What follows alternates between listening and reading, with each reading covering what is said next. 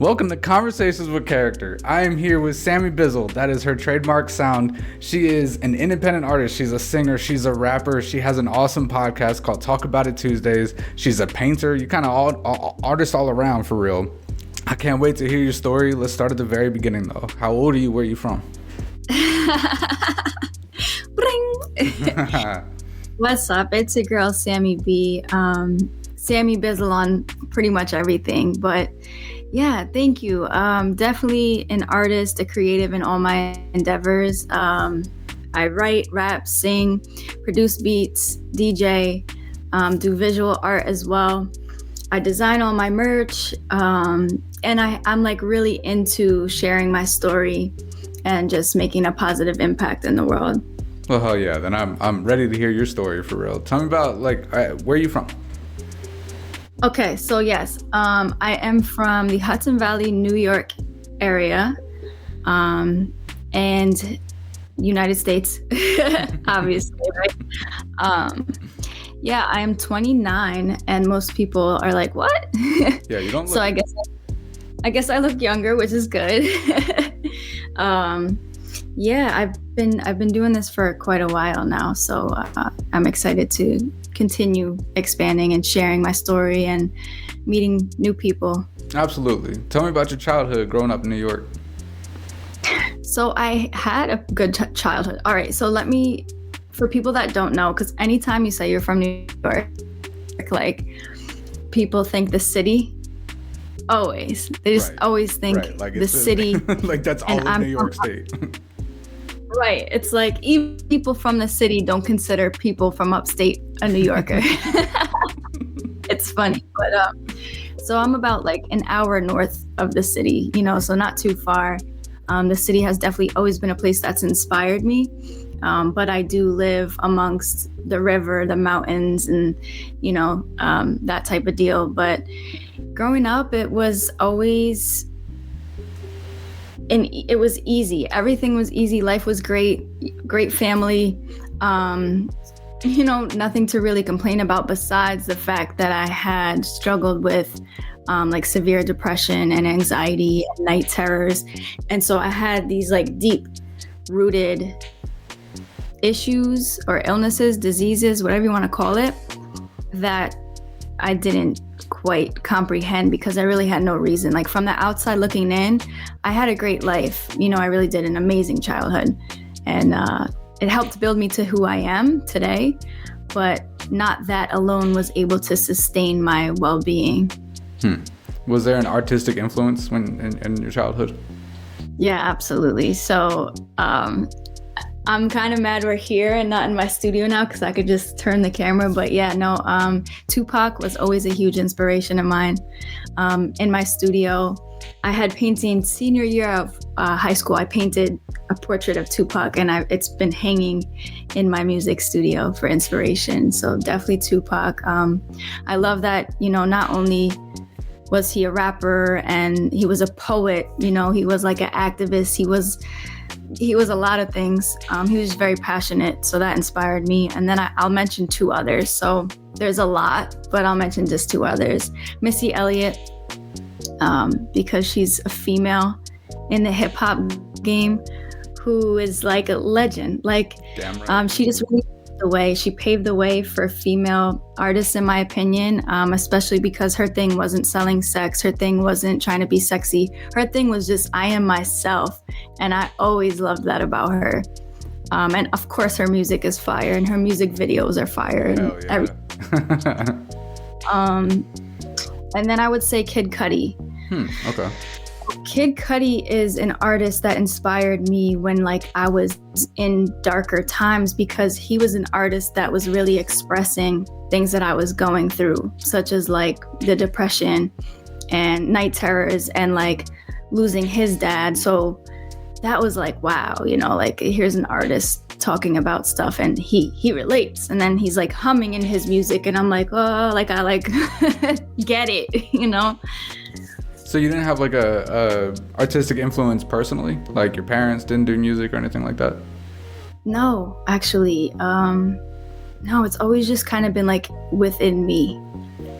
I'm pretty much inspired by literally anything and everything, to be honest. It's like every single day I go outside and like just the sunset will inspire me, so much. What do you find is a solution for your depression? So definitely getting vulnerable and honest about what it was I was thinking and feeling to people who could help. Beyond that, obviously, using creative outlets and making music and writing. Like when I felt I couldn't share it with people, I wrote about it, and definitely art and just anything creative is an amazing outlet. It's very beneficial to anyone, whether you're struggling or not. But if you are, it's pretty key. When did you start making music? So I started making music about probably like 11 years ago now. So about a decade ago, I had started doing poetry, and then I decided to rap. Like I was like, I could make this a song also. So like, and I was hanging out with people who were freestyling and stuff, and it was just so much fun. And my really deep stuff was stuff I would write about or make poems about. And then I just decided to hit the studios. Like there were people that I crossed paths with who were like, yeah, like, let's do it. Let's get in the studio and let's record. And I'm like, yeah.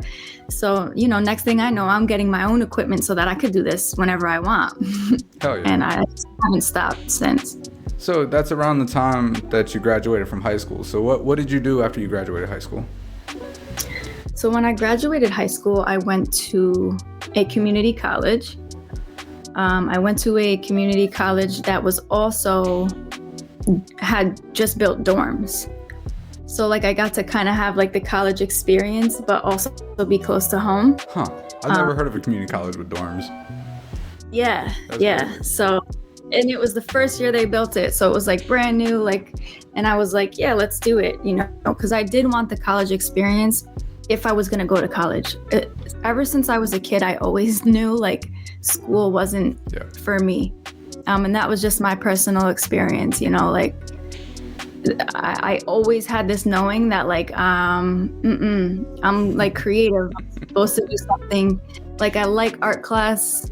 Gym class is kind of fun because it feels like not school, some things I like to learn, and it's not that I didn't like to learn. It's just like the repetition, and things like math and science wasn't so much. I wasn't really interested in it at the time.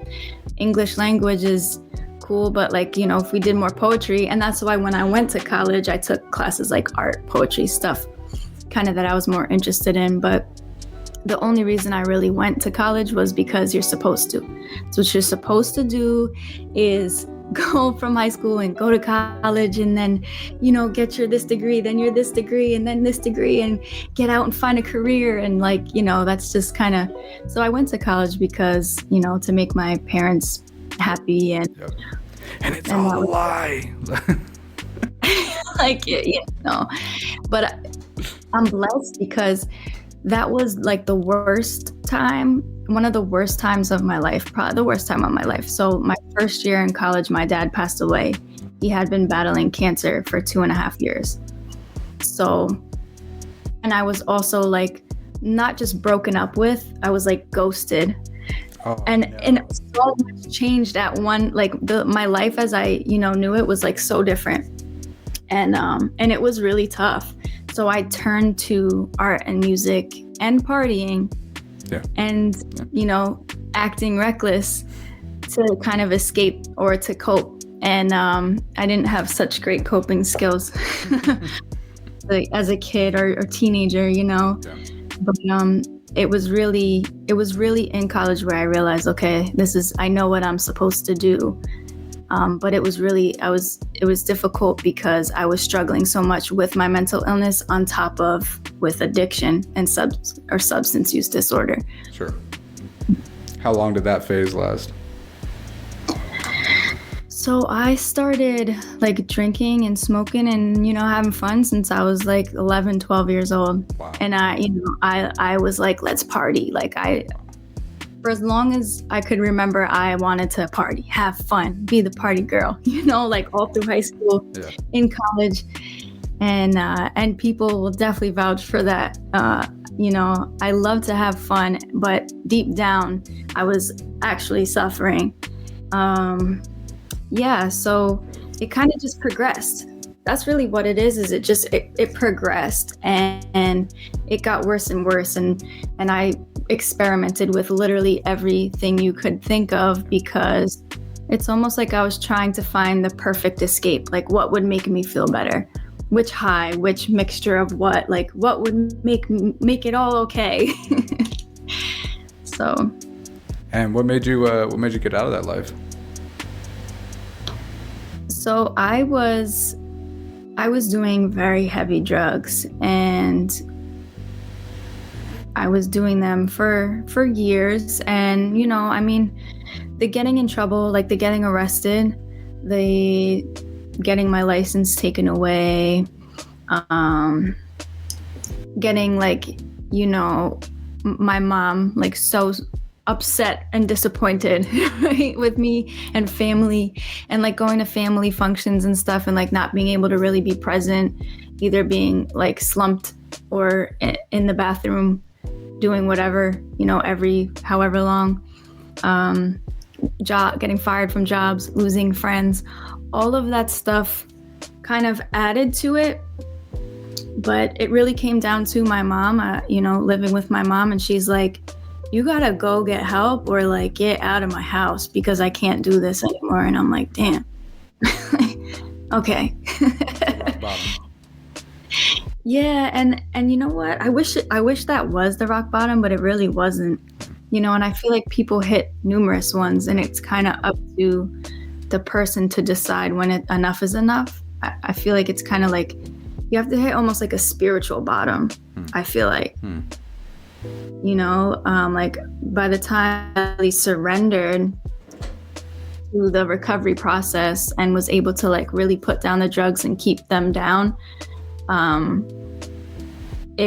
had reached bankruptcy in all areas, in all aspects, mentally, emotionally, physically, financially, spiritually. Everything was just, I was literally just done. I just couldn't do it anymore. And I asked for help, and I reached out, and I attended 12-step meetings and stuff, and I got deeper connected with my higher power, and that was major. Respect. How old were you? I was 23 at the time. Wow. Yeah. How much was music a part of your life as far as making music during that time? So my music has changed a lot. I was rapping mostly about the lifestyle of the drugs and the partying and that's what you doing stuff, and that's what I was rapping about. And the selling drugs and the robbing, like I was talking about all of that stuff.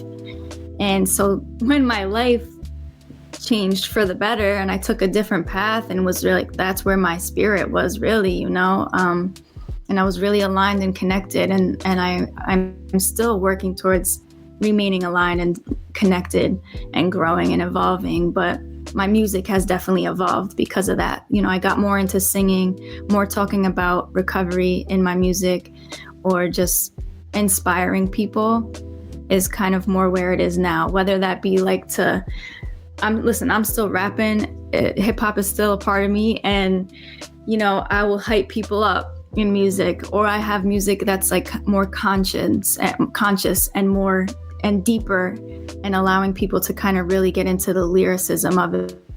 Then I have singing records where it's very soulful in a way. So it's different.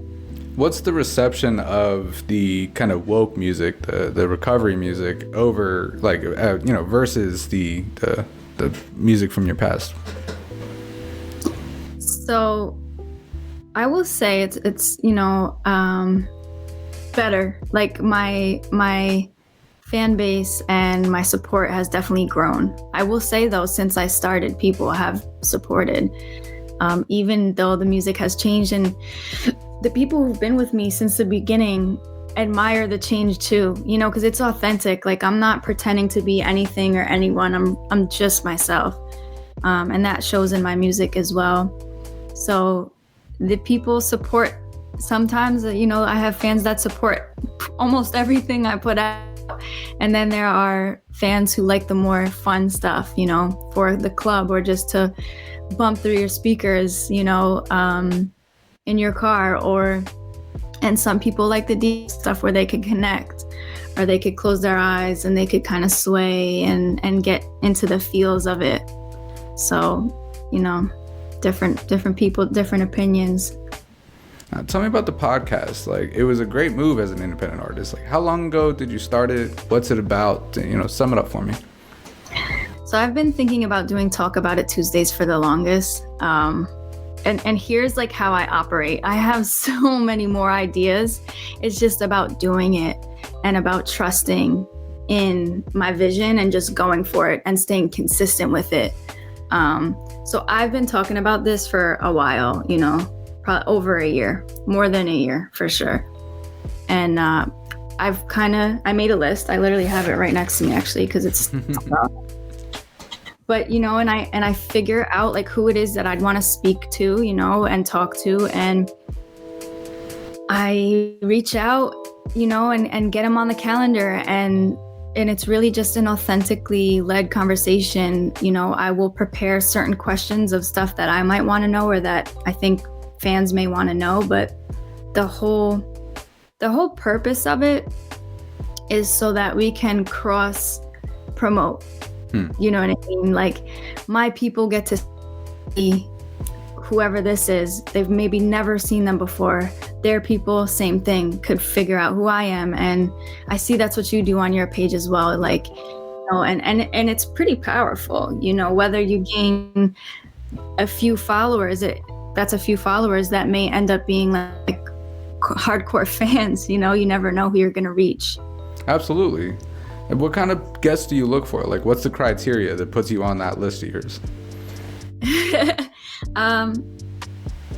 Honestly, it's entrepreneurs or creatives, musicians, artists, even photographers or videographers, really anybody who's business minded and serious about their craft. But I've had mostly artists, musicians, actors too, DJs, hosts, just people who are in the same kind of industry that I'm in. Sure. What do you consider your biggest accomplishments? My biggest accomplishments? Wow. Definitely getting clean or sober, right? That's absolutely huge. Yeah. I think without that, I really wouldn't have anything else. So that's definitely number one.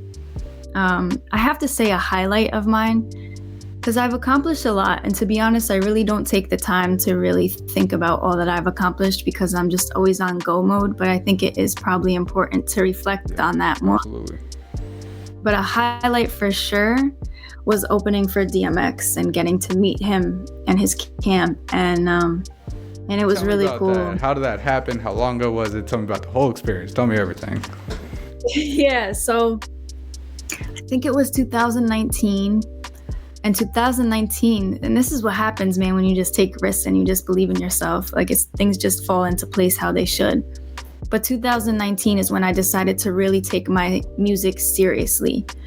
And by that, I mean like work with a publisher, like the PRO distributor type of thing, release my music on streaming platforms, Spotify, Apple Music, all of those, put out music videos on YouTube, and to like grow my social media and like really get serious about it. And when I took that and perform, so I took that initiative and I just started performing, and next thing I know, it's like June 21st it was.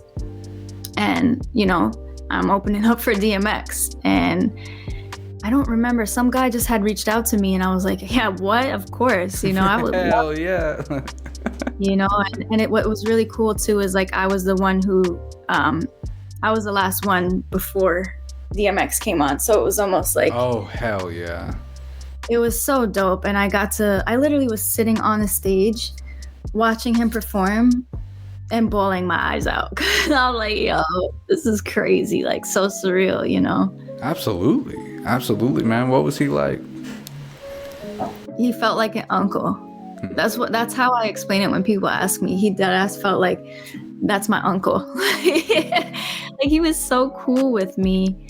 And it was awesome too, because his whole camp was cool with me. Like he had sisters there, he had family there, he had managers there, and everybody was super dope. And I was looking forward to eventually working with him, and unfortunately that didn't get to happen. But his impact, he's always been an icon to me since I was younger. So his impact is definitely carrying on in the lives of many, not just mine. It's amazing. It's amazing, man. R.I.P. DMX. Yes. What's what benefit have you found from having started the podcast? It keeps me consistent. One of the reasons that I wanted to do it as well was because I wanted to be more consistent and get more content out there. Stay relevant, I guess, right? But also expand the potential fan base and also just have meaningful conversations and have conversations with people who I'm like, all right, when we get into this conversation, there could be gems that are dropped that could be beneficial to people, or it could be just something that somebody needed to hear. And I believe that like conversation is really led, not just by us, but like we're just the vessel, so it's powerful, and that's why I'm doing it, and I'm continuing to do it. So yeah, I feel you. That's exactly why I started this. So yep. What's the dream? What's the big things you want to accomplish? Big things I want to accomplish. So a big major goal of mine is to go on a tour throughout the United States, and eventually make it bigger, right? Worldwide would be super dope.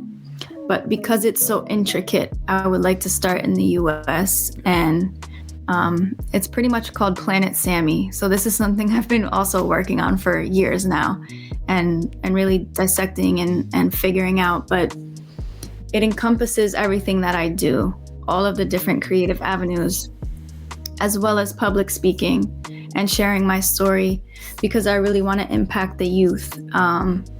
Because I remember being like a teenager and feeling alone and lost, and feeling like the things that I thought and felt, nobody else thought this way or felt this way. And kids just kind of go through the motions and don't really talk about deep stuff, So I just want to encourage them to reach out and encourage them, just inspire them and give them the support, but also make it fun and creative, and incorporate my music and perform for them, and do poetry and live art, and just have it be super memorable. So my goal is to tour all over to different schools, while also performing. So weekdays, do interviews on local radio stations, and then go and speak at schools for assemblies, and then on the weekends perform or DJ, right? And so just keep it consistently, we're hitting here, we're here. And so that's really a big goal of mine. Oh yeah, you're trying to reach people, you're trying to impact people. Yeah. And I definitely want to put out more music before then, of course, so just continuing the creative process and keep putting music out. And I know that time takes time, and that something that big takes a lot of planning. So I'm gonna get there, but for now, one step at a time. Oh yeah. Do you have anything big coming up? Anything big coming up? Whew. Well, I will be speaking and performing at a youth rally and doing live art, actually. That's cool. Yeah. So nearby me, there is this, it's called CAPE, and it's a addiction or substance use disorder prevention, nonprofit. And so they're having an event where there's going to be keynote speakers, and so I'll share my story a little bit, perform, and also do live art with the kids and kind of, inspire them however I can. So that's pretty cool. That's amazing, man. You're already starting to live your dream, Yeah. I have to realize that too. It's true, I definitely am. Absolutely. If you had any advice for independent artists to get to the level that you're at, what would it be? If they're just beginning, I would really, really check to see your motives and your passion behind it, because it's a lot. And I wouldn't change it for anything. But I also wouldn't encourage people who are not very inclined in it, or I don't know how to put it, but it's there's so much to it. You have to learn the business side. You have to really learn the business side of everything, and just be willing to put in the work and be willing to hone in on your craft and make sure you sound good. Make sure you are recognizable as a brand. What makes people remember you? Have a certain sound, or I don't even like telling people have a certain sound, because people may recognize my voice, right? They may recognize the bring, but I don't really have a specific sound. But if you have one specific genre that you make, awesome, that's probably going to be easier for you, because you could really, where to market it, where to push it. But yeah, do your research, look things up, don't be too trusting.